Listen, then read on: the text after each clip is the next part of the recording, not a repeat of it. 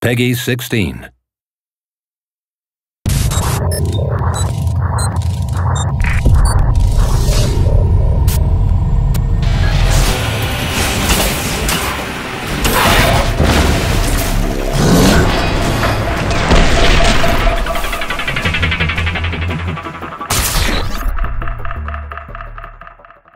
Loot collection is really one of the most key parts in Darkspore.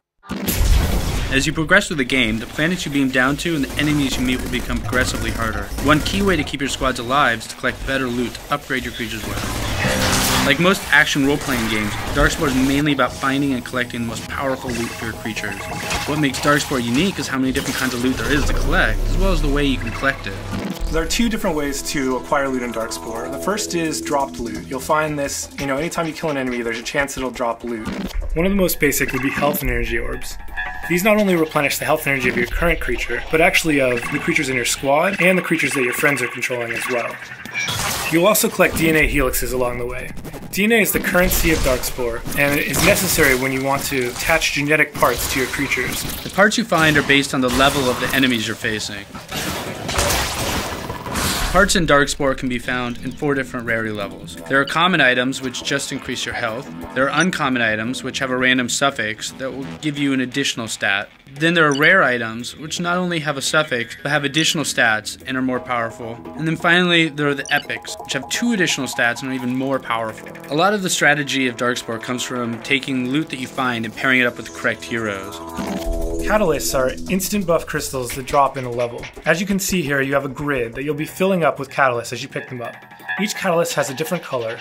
When you fit 3 catalysts in the same row or column that are of the same color, it'll actually make all of them more powerful. So savvy players in co-op will be able to trade with their friends, perhaps collecting all of the red catalysts, which will give them lots and lots of bonuses as they fill in all of the rows and columns in their grid. Another way to get loot is from unlocking the obelisks that are randomly placed on planets. You will be able to complete a level without finding any of the obelisks. However, for the completionists out there, seeking out all the hidden obelisks on a level can really pay off. Not only do they drop loot for your group, but collecting them all will increase your chance of acquiring more rare loot at the end of the level. And then there's cash out loot.